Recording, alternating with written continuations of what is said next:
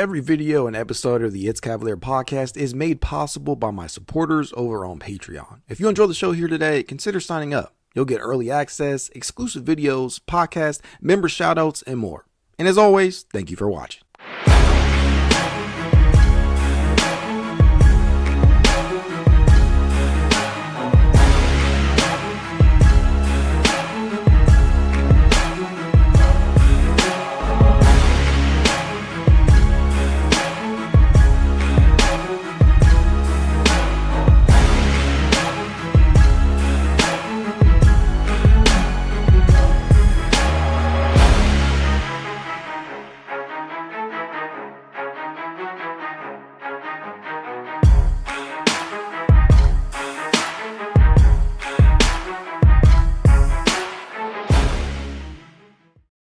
Welcome to another edition of the It's Cavalier podcast. It's your boy Mac, and today you guys already know we're here to talk about this most recent summer league game against the Sacramento Kings, the Kings. Which I'll tell you what, in an environment like this where the Cavaliers are already assured not to be contending for the summer league championship, we already knew that entering today's game. All I was really looking for is 1 to 2 solid performances from some of these youngsters out there. There was no Jalen Tyson, who did an interview mid-game, so I already knew with him sitting out, the eyes for me would be on that of Tyrese Proctor, who we'll talk about in just a minute, who showed out today, Norchad Omier, and last but not least, Nae'Qwan Tomlin, my guy, who I continue to believe is ready for the big time, ready for the NBA rotational ranks. But let's start off with the aforementioned Tyrese Proctor, shall we? This dude was out there hooping against the Kings in that second half.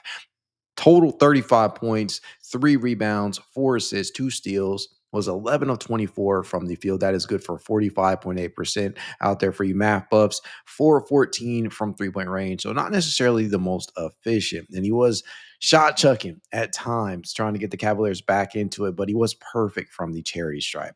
So in watching Tyrese Proctor throughout this entire summer league slate of games, the one takeaway for me, I mean, there's obviously a couple of takeaways, more than one, but the biggest takeaway for me has been that you have to be able to understand what this young man's role will likely be earlier on in his career. And that, to me, is an off-ball shooter.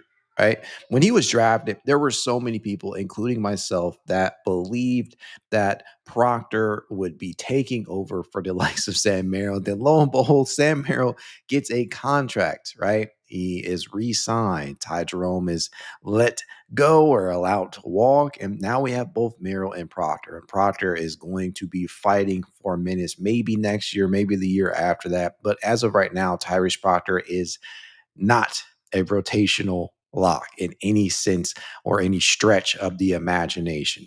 So for me, Tyrese Proctor, as long as he is allowed to develop and allowed to progress without the pressures of NBA championship contendership, and that was really screwing me up. But he is not necessarily going to be pressed into action early on. And I think that is going to be to his benefit. We did see him, have some nice drives in, made sure to fight for loose boards today, made sure to get some dribble penetration. And we know that this is not necessarily the most fluid athlete out there. He doesn't have any pop to his game as a ball handler. So him getting more on-ball reps with Jalen Tyson and Craig Porter Jr. not being out there, that was going to be to his benefit. And I think we saw that at points throughout this one. But for me, the one swing skill remains the off-ball shot making. And I think it's there, despite the inefficiency today, despite some of the inefficiency throughout the earlier portion of summer league play. I do believe that there's a pro in there. There's a pro in there in that body, and Tyrese Proctor's game, I think, can translate to the NBA level, but it's going to take some time. So I need people to be patient with him. I know that we live in this microwave society where everybody wants it and they want it now. But the reality is the situation is this. Tyrese Proctor was a second-round pick for a reason.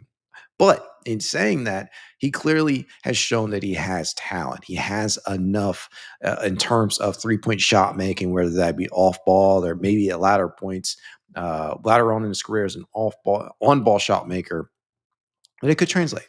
And I can certainly understand why the Cavaliers pulled the trigger on acquiring him in the draft. To me, he just looks like a second round pick. That's what it all boils down to. He looks like every bit of the second round pick that they selected him. And I knew that when they did that, they knew that there was going to be a developmental process in place for him to essentially learn with the charge and be thrown a bone every now and then with the NBA level squad when he when the Cavaliers have some blowouts and some opportunities to really throw him some minutes. So I look forward to that earlier on in his career. But as of right now, he definitely looks the part of a second round selection. He was cooking. Don't get me wrong though. In this second half, third and fourth quarters, he definitely came out swinging into the game again with 35. Again, wasn't necessarily the most efficient outing for him, but with no Tyson out there, no other real ball handler out there, he had free reign and was able to shoot the basketball as much as he liked alongside Nae'Qwan Tomlin and uh, Darius Brown, who had just an awful game. But it was nice to see this guy really get some more of those on ball reps. Some of those shots that he made, flat out beautiful. The other player you guys all know I'm really high on at the moment, Nae'Qwan Tomlin. What can't this dude do? What can't this young man do? His interesting basketball journey, but I'll tell you what, I will tell you this. Nae'Qwan Tomlin, the biggest thing that stood out today, and there were many things for him. The biggest thing that stood out today was the dominance on the offensive glass. This dude was pulling down every offensive rebound within reach. I mean, seriously, they could not contain him one bit as he pulled down 10 offensive rebounds. Holy moly, holy shit. This man was pulling down everything out there. Would finish the game with 12 total, along with 18 points, 3 assists, 1 steal, 2 blocks, was 7 of 17 from the field, including 1 of 6 from 3 point distance. Now, he entered today's game shooting very, very efficiently from 3 point range, but I am not necessarily discouraged in any instance with him shooting 16.7% because he entered today's game shooting 50% from 3 point range on 16 total attempts. So he knocked down 8 prior to entering this game against the Kings. But I just, I continue to be impressed by this. I dropped the video earlier on today and I said this. I think he's rotational ready. I think he is rotation ready. I think that the players that are ahead of him right now, obviously Larry Nitz Jr., he's a lock for the rotation. Dean Wade. Dean Wade is his probably his biggest competitor in terms of rotational minutes. That's the biggest thing standing in his way in terms of veterans in front of him. Now, that's not counting like what he needs to work on. That's not counting some of the deficiencies or flaws within his game because I can say this, and I'm trying to be fair here. Dean Wade is immensely more effective in terms of defense than Nae'Qwan Tomlin is at this point in his career. Dean is a very versatile defender. He still holds a place in this rotation simply for that within itself. But Tomlin, he's such an interesting package all put together because of the offensive skill set. And he's not necessarily chopped liver defensively. This is a very, very competent defender himself. He just has to beef himself up a little bit. He's got to put on some muscle because you can definitely tell he could be moved out of the way. But from a defensive standpoint, with how young he is, I think the sky's the limit for him on both ends of the floor. But some of the positional versatility that he's starting to show, because with that handle that he has out there, I don't think it's a stretch to think that he could possibly play 3, 4, and some small ball 5.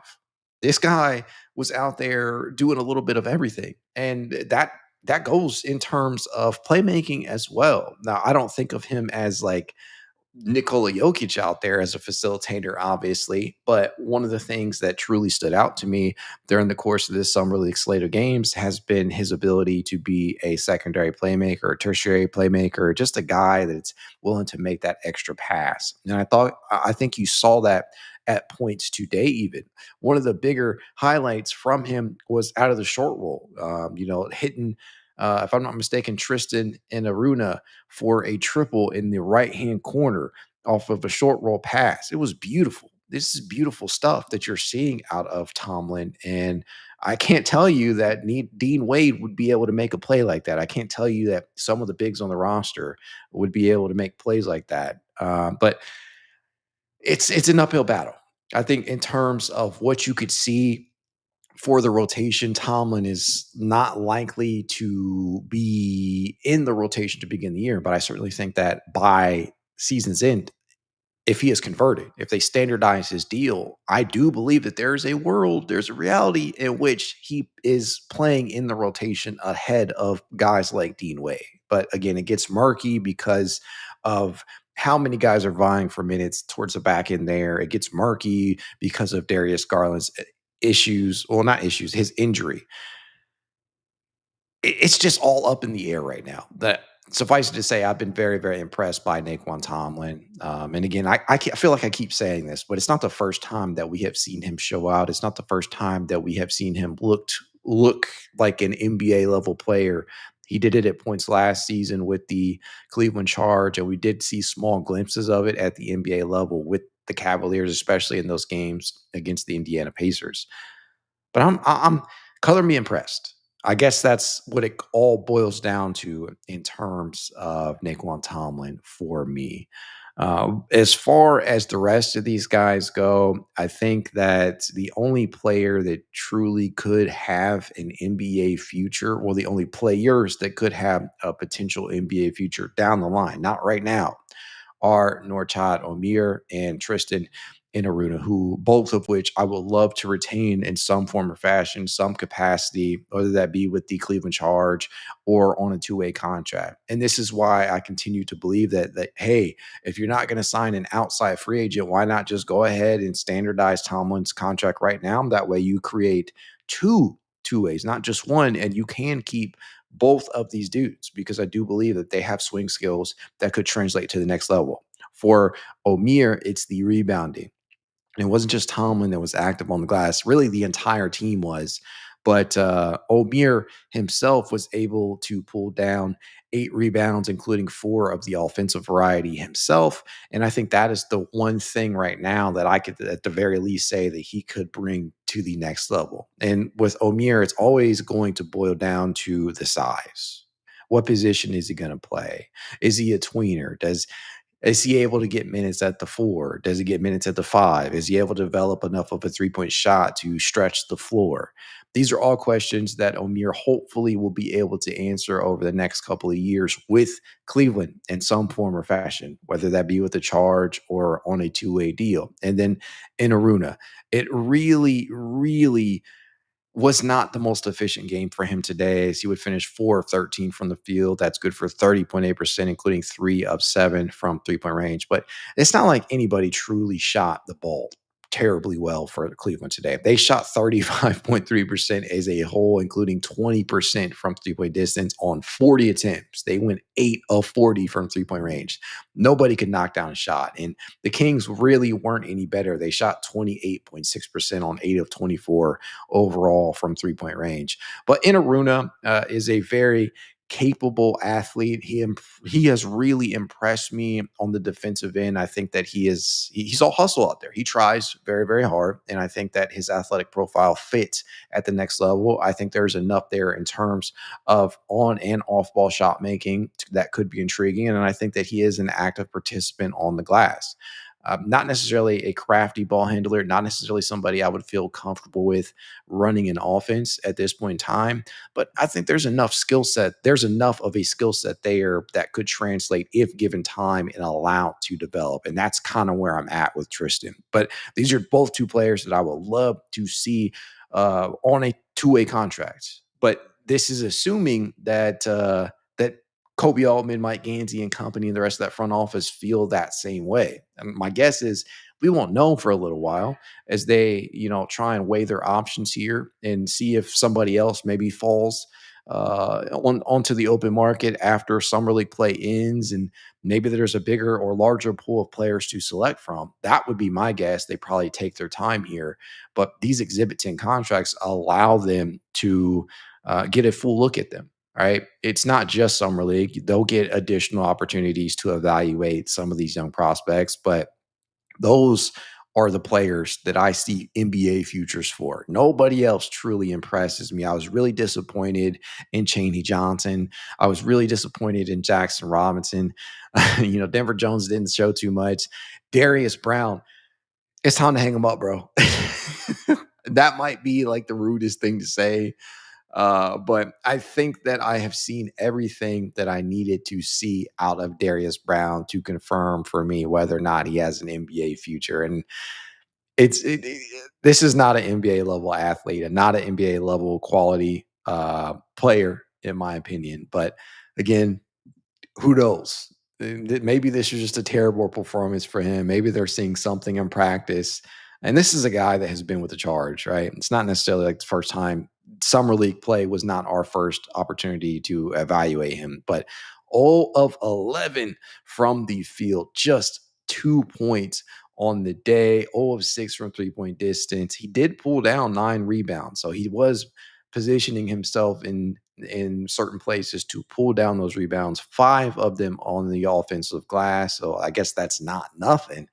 But he failed to take advantage of the opportunity afforded to him today with Jalen Tyson being out and with Greg Porter Jr. obviously not playing. So not a good showing at all from Darius Brown. And it's not like he has had a good summer league overall. It's not been good for him. It has been a very, very poor summer league outing for Darius Brown. I'm not trying to pick on him too much, but this was just an atrocious performance today from him and the team. This was hard. This was a hard watch at points, but I walked away with enough positive takeaways to feel confident in what I've seen out of a number of these players. And that's really all you can ask for. It is Summer League. I continue to say you got to take it with a grain of salt. I know people are probably getting tired of me saying that, but it's the truth. It's a cliche for a reason. You have to take this everything you saw with a grain of salt. Even Tyrese Proctor's explosion today, we truly don't know what he is going to morph into. I am of the mindset that he will look better with more talent around him.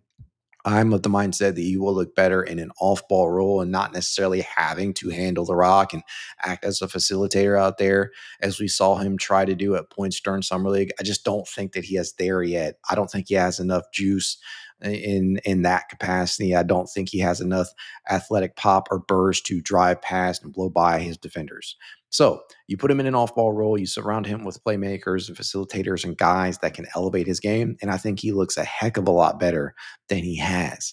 And that's not to say he hasn't looked good at points, because today, especially in that second half, you saw a lot from him. So very, very talented guy. Nae'Qwan Tomlin, same rule applies to him. They put the ball in his hands a lot during summer league play. He is not going to get those opportunities at the next level. So the question is, how does he get minutes? How does he get on the court? Is it going to be on the defensive end? Probably not, because Dean Wade is still miles ahead of him in that regard. Is it going to be as a 3-point shot making, big wing out there, or big forward that can pull down rebounds?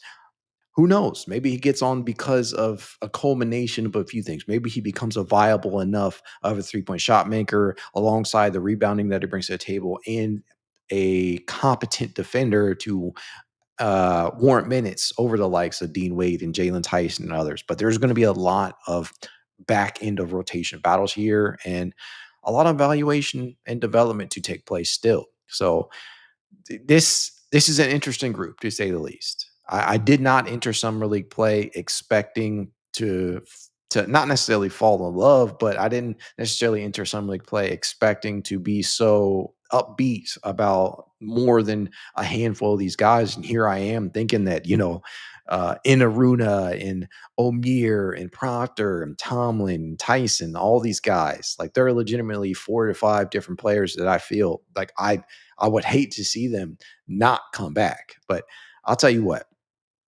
this is they are now suddenly deep in terms of that in-house talent. And I really, really am going to be pissed off throughout the duration of the season if Kenny Atkinson does not give these guys, or in the case of Tyson and Tomlin, because those are the two that are already locked up, right? nobody else that was out there on that court today is technically a part of the roster if I'm unless I'm tripping. Omir and Aruna, these guys are not signed but to Exhibit 10 deals that could be converted into two-way deals if need be. But Tyson, Tomlin, Proctor, those are really the three that I'm interested in seeing how they end up developing in over the course of this next year. I don't think Proctor is going to get real run this year with Cleveland's affinity, or should I say Kenny Atkinson's affinity for Sam Merrill. But I don't necessarily believe that he is going to get real run in this upcoming season outside of blowouts. I just don't see that happening. But that trio of players, Proctor, Tyson, Tomlin, familiarize yourself with those names if you are not and if you're just a casual fan. He has time though. Tomlin and Tyson, those are the two that I'm really, really interested in seeing whether or not they are able to crack the rotation this year, because I do feel like there's a clear path to minutes based upon some factors that are outside of their control. Dean Wade, he is on an expiring contract. I do not expect him to be re-signed, though he is likely to enter the season inside the rotation. Jalen Tyson, with Darius Garland being out, I do believe that opens a clear path for him to get into the rotation towards that 9th, 10th spot. So he probably has the best chance of this young group of guys to crack the rotation. But it's really up to Kenny Atkinson. It's really up to how he utilizes these players. I think that he is probably going to elect to go with another 10-man rotation. I don't see him going with a short, like 8 to 9 man, especially in the beginning of the season. So I think it's very possible that we see all of these guys at various points. But if I was a betting man, I would bet that Tyson probably has first dibs. And that's just where I'm at with him, especially being a first round pick. They're going to give him every single opportunity to make this rotation. And we'll just see how it goes. But very, very impressive group of young men. I hope that they're able to figure out and sort out which ones to keep. I don't know, man. I entered summer league play feeling as if Omir was going to be a deadlock to get that final two-way spot. But then lo and behold, Cleveland State guy Tristan Inaruna was able to change my mind and made me feel as if he should probably be or get the first dips at that. And then I started to feel like, well, just convert Tomlin and give both the opportunity to be on a two-way. But it's really up to how the front office feels. I'm just a fan, just like you guys. But that being the case, let's go ahead and hop into the chat before we head out of here. Mona Moreland says, that was a hard watch. It certainly was at points. The shot making was definitely not there. Beery 001 Bessany says, please, no grain of salt 20 times. Listen, if I say it, and I'm pretty sure I said it like 3 million times already. It's was said for a reason. it's a cliche for a reason, because you do have to take it with a grain of salt. Snacks Murda says Tyrese is what Emoni was supposed to be. His passing needs to be better. Yeah, I think that we want Proctor to have time to develop. We don't want to immediately just like press him in to the lineup. We don't want to throw all these expectations on him. And I do believe that he is going to get the opportunity to come along slowly. You get him on this multi-year contract for a reason, because with this new CBA and developing in-house talent, developing cheap young talent, that's the name of the game, cheap. That's really what it boils down to for Proctor and in his development. You got to be patient with him. Mona Moreland says, dude got offensive rebounds like a juiced up double T. I'm assuming you're referring to Nae'Qwan Tomlin. That was cool. That was cool to see out there. And I think that you don't really have too much of that in your reserves. You just don't. Larry Nance Jr. is a quality rebounder at this age and stage of his career. Jalen Tyson, being undersized technically, depending upon where you play him at, he is a quality rebounder, especially on the offensive glass. We saw that at points during the regular season last year. But Tomlin, This dude is hustling out there. This dude, he's got the length, he's got the height, he's got the athleticism. I definitely believe that he could be impactful on the glass at the very least. Jay Diaz says, I know Tyson's handles hasn't been great, but I think it's because he's getting used to the speed of the game, not because he can't get to his spots. You saw him get to his spots at certain points today. So to your point, to your credit there, yes, I just believe that at the beginning of his career, I think that he probably profiles more of an off-ball shot maker than anything else. I just don't think they're going to put the ball in his hands earlier on if they do give him opportunities at the NBA level. Tom K says Proctor too. Yeah, it's the trio: Proctor, Tomlin, Tyson. Those are the three that are technically locked up right now. They're at least guaranteed to be with the team, whether that be as a two-way contract or on a standardized deal like Tyson and Proctor are. Let's see here. Tom K says, hot take: Tomlin could be Jerome like scorer, but from front court. Hey, with Ty Jerome out, the only bona fide scorer that you have in that second unit is DeAndre Hunter. I think that's really all you have is DeAndre Hunter, who you can technically rely on. There are players that can score. Lonzo Ball is not a terrible scorer. Craig Porter Jr., he can get to his spots at times. Jalen Tyson, he is developing as an on-ball threat, but there aren't really too many. And Sam Merrill is basically an off-ball guy. He can do a lot of different things, but to rely on him as a scorer, as a generator of offense in your second unit is probably asking too much. So Tomlin, yeah, I can definitely see that. I don't think that's terrible at all. Jay Quest says, take the haters with a grain of salt. Yeah, definitely true. Tom K says Proctor has more game than just shooting, and these young guys can offensive rebound. They certainly can. I was impressed by the commitment from the entire team by doing that, by doing so, truly. Big B says, I think Proctor should be the third string guard behind Zoe, shipping Wade and CBJ out for some draft capital or an upgrade and sign Tomlin. Yeah, I guess I could see it. It's going to be up to Kenny Atkinson on how he wants to initially use Proctor because with the dearth of guards that you do have, you at full strength, you have Darius Garland, you have Donovan Mitchell, you have Craig Porter Jr., you have Lonzo Ball. Max Strus is going to get some time at the two. Proctor, he is versatile enough to play multiple positions.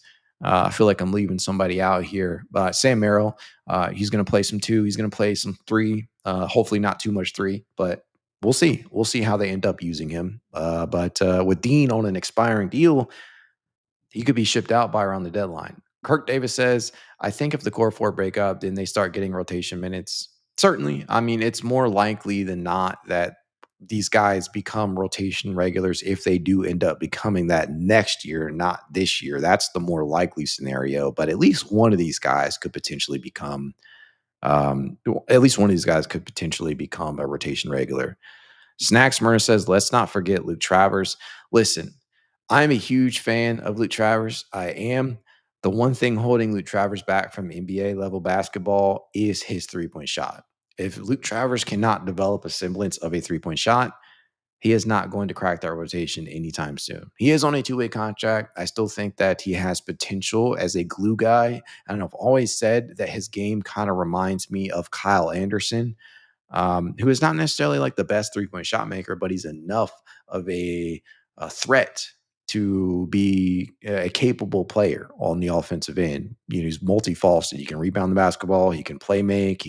And he's not a terrible defender. But Kyle Anderson is kind of the player comp that I have for Travers at best because he's not an explosive athlete. He's not like a otherworldly defender. He's not a great 3-point shot. So I think Kyle Anderson, if he develops into that, that could be good. But certainly not forgetting Travers. I just think that Tomlin, with the offensive skill set that he has, and Tyson with the ability to play make, the ability to handle, the ability to rebound out there, and it's not a terrible defender. I think that these guys are definitely ahead of the pack. And then whoever else they end up signing on a two-way contract, I'll be very interested in seeing how that all plays out. But man, what an interesting summer league. I hope that they continue to round out the roster because they technically still have two open spots. Who knows if they'll leave one open entering the season.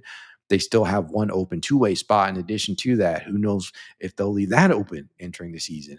But I feel like we're in a good place right now with some of the in-house talent. The question really is, at this point, how are they going to use it? How are they going to develop these guys on the fly? Are they gonna How are they gonna balance winning? Because this is a wide open East. We all know that. How are they gonna balance winning with development? And I think that's always a tough thing to do, especially for a head coach that is coming off of a disappointing playoff exit. I don't know. You guys, let me know in the comments below how you feel. And as I always tell you guys, if you'd like to reach out to me, you know how you can. It's Cavalier_pod on Twitter, TikTok, Instagram, YouTube, and more. If you'd like to be added to the It's Cavalier Discord chat, you know what to do. Leave a rating, leave a review, send a screenshot of said review to It's Cavalier33 at gmail.com, and I will send you said invite. If you want to become or rather, if you want to support the pod in a small but helpful way, consider signing up to become a member over on Patreon. You can also do so on YouTube for as little as $1 a month.